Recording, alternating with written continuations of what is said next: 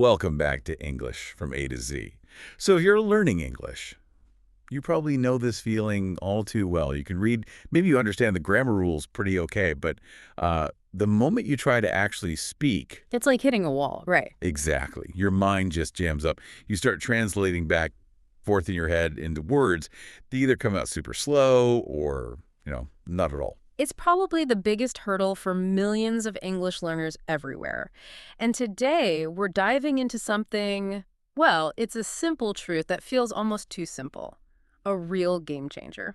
Okay, I'm listening. We're talking about really transforming your fluency, getting you from that I understand but I just can't speak place to speaking automatically, naturally, and the key. Just 10 minutes of focused practice each day. 10 minutes. That's the hook right there. Not hours in a classroom, no expensive tutors, just 10 minutes a day. Mm-hmm. So this deep dive is based on advice from leading language learning experts, right? The people who argue that consistency is way more powerful than just occasional intense study sessions. That's it exactly. Consistency doesn't just beat intensity, it kind of rewrites the rules for learners. Our mission today is simple. Break down the exact 5-step, 10-minute routine these experts recommend. And crucially, why it works. Yes, and understand the cognitive science behind it. Why this tiny daily commitment can be such a powerful accelerator for your fluency. Let's jump right in. Okay, but I have to be honest, I'm a bit skeptical. I bet a lot of listeners are too. We're kind of conditioned to think that real improvement, especially with something complex like language, needs huge effort. Like long classes, big textbooks. Right. Grueling sessions. If 10 minutes is really the secret sauce, why are language schools still pushing, 3-hour blocks? That's a fair question, and what the sources suggest is fascinating. That traditional model, the long, infrequent session, it's often designed more for completing a curriculum than for how our brains actually learn most efficiently. Okay. The core idea here, the real insight, is that our brains thrive on small, regular contact with the language. That builds momentum way better than one long session a week. So it's less about the total hours logged and more about how often you make contact. Precisely. Think of it like trying to keep a path clear in a forest. Walk a really long way once a week. The weeds start growing back almost immediately. Right. But walk just 10 minutes down that path every single day. It stays clean, it stays wide. That daily contact, even if it's short, keeps your brain sort of switched on to English. And English mode. Yeah, exactly. It helps you connect words faster, remember phrases, and importantly, keeps those speaking muscles, your mouth, your tongue, ready to go. And the math actually adds up quickly, doesn't it? Yeah. 10 minutes daily. That's 300 minutes a month. 5 solid hours of focused practice. That feels achievable, not exhausting. Totally. And it's motivating because you feel that progress without feeling overwhelmed. We really need to stress, though, the goal here shifts completely. It's not just about knowing English, like for an exam. It's about doing English. Yes. Right. Training the mouth, the ear, the brain to all work together automatically. Which brings us right to that idea of automaticity.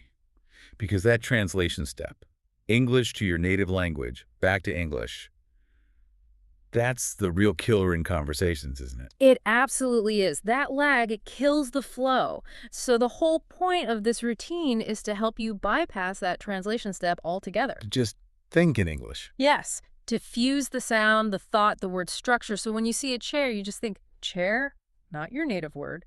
Then translate. It's about training direct thought. And what's great, as the sources point out, is how accessible this is. Yeah. You don't need a fancy classroom or a teacher standing over you. No expensive software either. You can do this anywhere. You can basically talk out loud for a few minutes. At home, on a break, even in your car, right? Absolutely. It fits into your life instead of making you rearrange your whole life for lessons. Okay, let's get into the nuts and bolts then. The sources lay out this specific 10-minute sequence. 5 steps, 2 minutes each, moving quickly between them. Right. Forcing the brain to switch gears between listening, processing, and speaking. Step 1, listening. 2 minutes. Okay. First, find some simple English audio. Short podcast clip, maybe a YouTube video, a quick dialogue. The key thing is you need to understand, like, 80% of it already. So not something super difficult where you're lost. No, definitely not. If you're struggling with the basic meaning, it's too hard for this exercise. And the focus here, it's not about understanding every single word or translating. It's about the sound. Exactly. Listen for the rhythm, the intonation, how speakers connect words, the music of English. You're training your ear. And here's a pro tip from the experts, right? Use the same short audio clip every day for a whole week. Yes, this is crucial. Repetition is fluency fuel. You'll learn way faster repeating one clip than constantly finding new ones. You want those sounds, those patterns to really sink in deep. Okay, makes sense. Then immediately, step 2. Yeah. Speak out loud. Another 2 minutes. Right. Transition straight into production. Take a few phrases or sentences you just heard Yeah. and just copy them. Say them out loud. Mimicking everything. Everything. The pronunciation, the speed, the melody, the stress. Try to sound exactly like the speaker. I can imagine this feels awkward at first talking to yourself. Oh, it does, but think about it this way.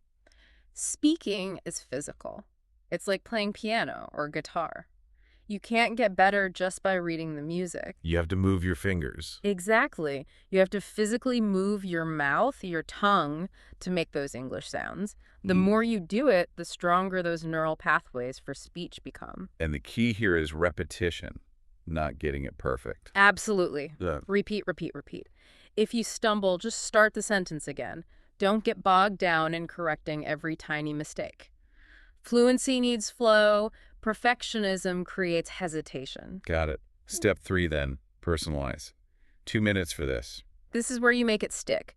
You take the sentence structure or phrase you just copied and you change it slightly to make it true about your life. Okay, so if the audio said, she usually drinks coffee in the morning. You might change it to, I usually drink tea in the morning, or I don't usually drink coffee, or my brother usually drinks coffee.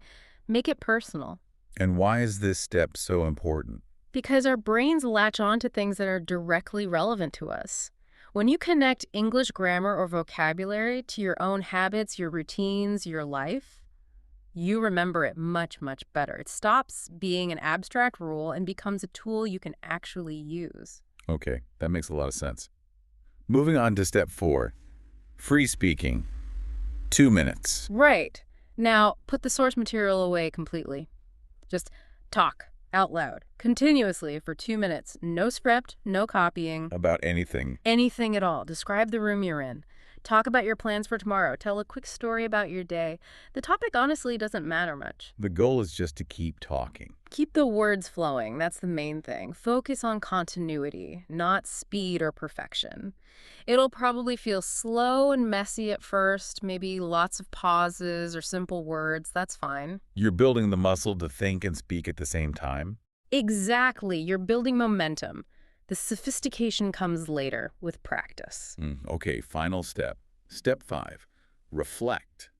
The last 2 minutes. After those 8 minutes of pretty intense work, you use these last 2 for a quick mental review. No writing needed. Just think. Ask yourself questions like, Okay, which phrases felt easy today? Where did I get stuck? What words were difficult to find?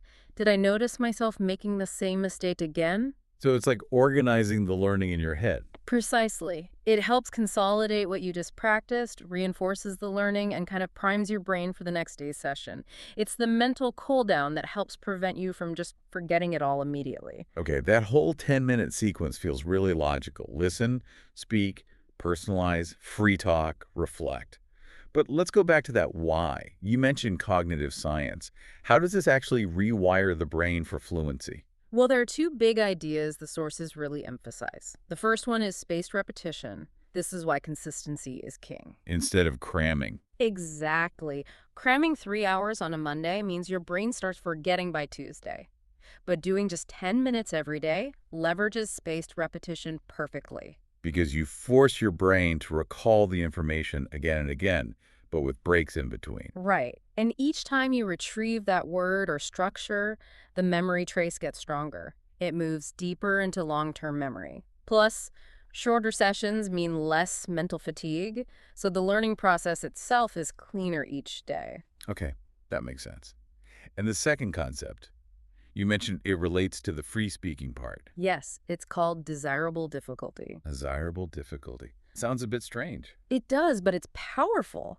It refers to that slight struggle you feel during those 2 minutes of free speaking. It feels hard because you're actively generating language on the fly. Without a safety net. Exactly.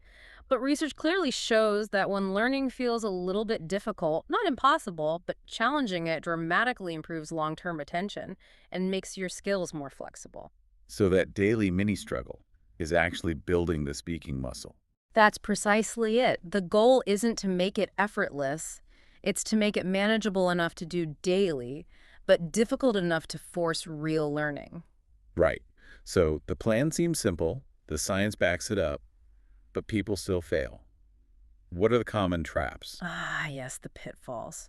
Even with a simple plan, it's easy to stumble. The sources highlight 3 big ones. And the first one feels obvious, but probably trips up most people. Just skipping days. Mistake number 1, skipping days. Fluency is all about momentum. You skip a day, maybe 2, then a week, and your brain starts losing that progress. You have to kind of restart the engine each time. Which is discouraging. Hugely discouraging. Motivation just tanks. The effort needed to restart feels way bigger than the effort needed to just keep going. So the solution is just don't skip, even if it's short. Be pragmatic. Even on your absolute busiest, craziest day, do 5 minutes. Maybe just listen, speak, and reflect. Steps 1, 2, and 5. Something is always, always better than nothing. It keeps the habit alive, protects the momentum. Okay, good advice. Was a mistake number 2. This is a big one. The myth of perfection. So many learners wait. They wait until their grammar feels perfect, until they feel completely ready before they dare to speak freely. Which is never. Pretty much. It's a total fluency killer. Yeah. If you wait for perfection in a living, breathing skill like language, you'll literally never start speaking. Perfection is an illusion here. So embrace the messiness. Embrace the mess. Focus relentlessly on progress, not perfection. Fluency is inherently messy. You'll stumble, you'll restart sentences, you'll use simple grammar sometimes. That's okay. Mistakes are just proof you're learning, pushing your boundaries. Right. And the third mistake. Practicing without emotion. If the stuff you listen to is boring, if the things you talk about in free speak feel like a chore, your brain just checks out. It doesn't care. It doesn't care. If it registers the activity as irrelevant or boring, the information just won't stick. Learning needs emotional connection. So the fix is? Make it personal. Choose topics you actually like. Love cooking. Listen to English cooking channels. Into football. Describe the last game you watched during your free speak. Connect English to your hobbies, your passions, your life. That keeps your brain engaged. That's fantastic advice. Mm-hmm. Okay, so let's just quickly recap that core routine one last time. 2 minutes listening. 2 minutes speaking out loud, copying. 2 minutes personalizing what you copied. 2 minutes of free, continuous talking. And finally, 2 minutes of quiet reflection. 10 minutes every single day. Done. And if you really commit to that, the experts are pretty clear about the results. You'll likely feel a difference yourself, less hesitation, more confidence, within about a week. Wow, that fast. That fast for the internal feeling. Then maybe within a month, other people might start noticing your flow improving. Okay. And if you stick with this consistently for about 6 months, that's when your speaking fluency can really, truly take off. Explode, even. That's a huge return for just 10 minutes a day. It really makes fluency feel achievable for almost anyone. It does. Mhm. And maybe the final thought to leave you with is this. Real language learning. It doesn't happen just in classrooms. It's built in these small daily moments. In your kitchen, on your commute. Exactly. While you're making coffee, on a walk, maybe even just those few minutes before you fall asleep. It's about weaving language into the fabric of your everyday life through consistency, not just bursts of intensity. So if you're listening and you feel stuck in that understand but can't speak zone, Yeah. maybe stop listening to us right now. Set a timer. 10 minutes. And just start. Give it a try today. Thank you for joining us for this deep dive.